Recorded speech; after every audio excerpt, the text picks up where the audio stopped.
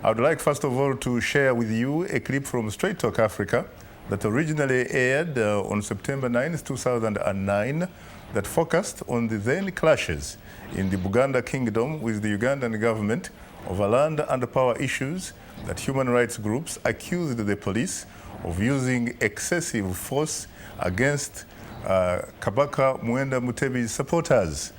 I hosted then Major General Kale Kaihura, the Inspector General of the Ugandan Police, in which I asked him, among other things, his role in as far as the clashes were concerned and how he seemed to be perceived really by a lot of people as if in fact he was the Inspector General of the NRM Police as opposed to the Inspector General of the Ugandan Police. Take a look.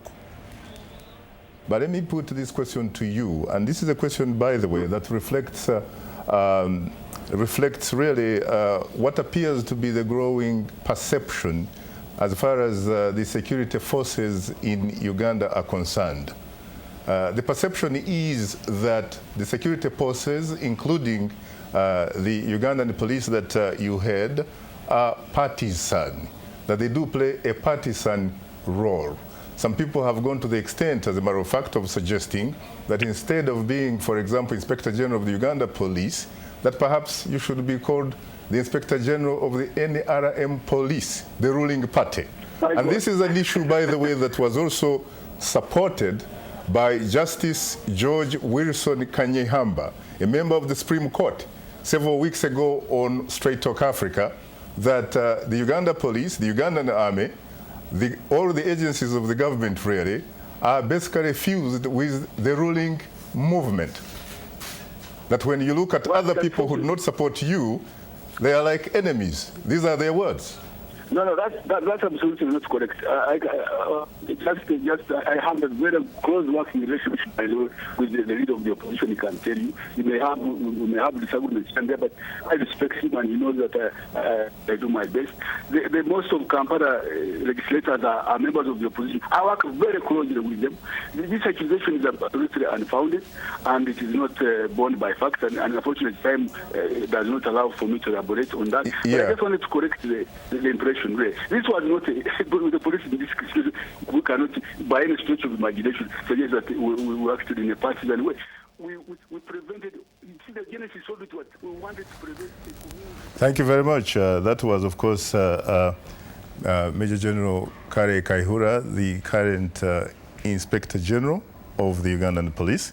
And part of the reason we played the clip really is to make a point because his boss, Ugandan President Yoweri Museveni, recently stated for the record, essentially congratulating General Kaihura on his job, that he is a disciplined NRM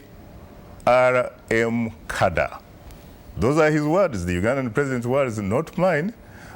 If the Ugandan President can refer to the Inspector General of Police as a disciplined NRM cadre, then frankly, who are the opposition not to look at the head of the police and the institutions that he controls as something, frankly, that is partisan?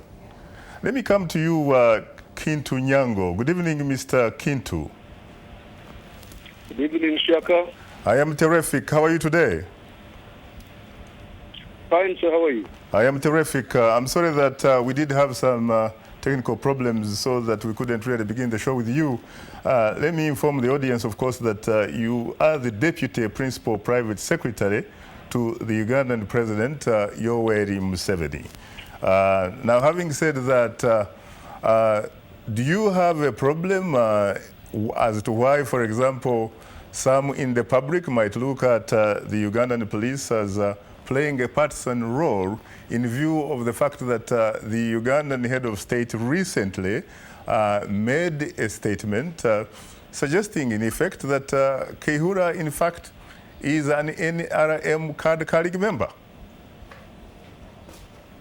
He said he's a NRA cadre, and that's the president's evaluation, which I think is true. But also the police is a professional organization in Uganda, because crime in Kampala Kampala is a much safer place than many cities in the world, even the cities in America. I mean, one can have a stroll in downtown Kampala at any time, which you can't do in many cities of this world. Secondly, you mentioned that the economy is growing. It's growing because of security. Thirdly, the demonstrations that are taking place are actually riots. But I mean, people are not being shot dead. But they are being shot at? The police is restrained and professional. I mean, there are many demonstrations taking place at this moment in time globally. And you know, look at Syria, for example, or look at Libya, or Yemen, or Bahrain. But the Uganda police is not shooting people or the Kenya police during the riots after the election. The Uganda police is not doing that. Not that they don't have guns, but because they are professional and disciplined and non-partisan. But Kintu, you know as well as I do that so far, if my number is accurate, at least 5 people have actually been killed by the Ugandan police. How many? About 5. How many? 5. 5. Yes. Is that true? Bearing in mind it's a riot, because the other point, Shaka, that you have to appreciate, these are not peaceful demonstrations as you seem to project with some of the human rights armchair activists. Because in Uganda, the freedom of assembly is sacrosanct.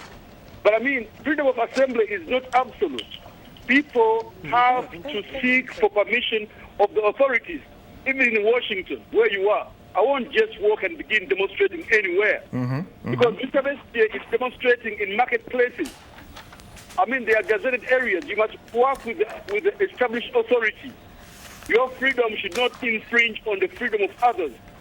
And the exercising of your freedom should not be prejudicial to the well-being of society, the broader good. So Mr. Bestie is demonstrating in markets, is rioting in markets, and they are looting people's property.